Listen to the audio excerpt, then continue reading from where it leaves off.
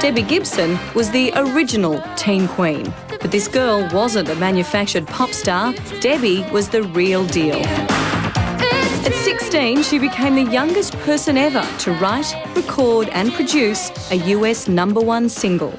No one has done it since. But back then, it wasn't a moment too soon for a young star on a mission. I realized that 16 is very young to be having hits, but I'd been studying music since I was 5, and doing theater from the time I was 6.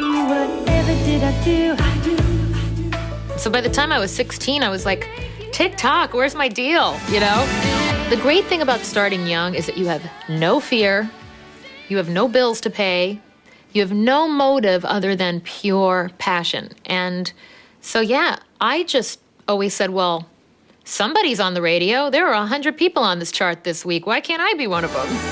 Her record company asked her to sing other people's songs, but that didn't go down too well with this gal.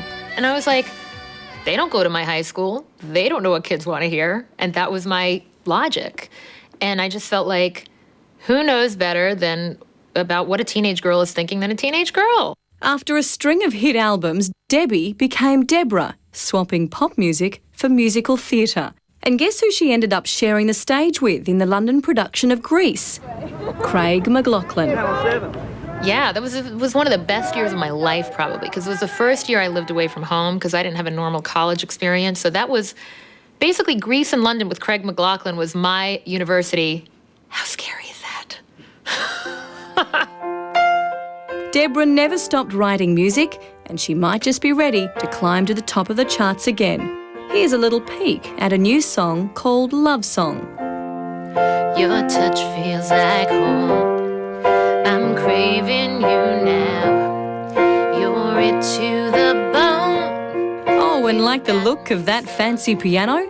It used to belong to Liberace. It's my prized possession, I always say. If I ever lose all my money, you will find me at the top of a hill with a tent and my Liberace piano, because it is my prized possession. We are falling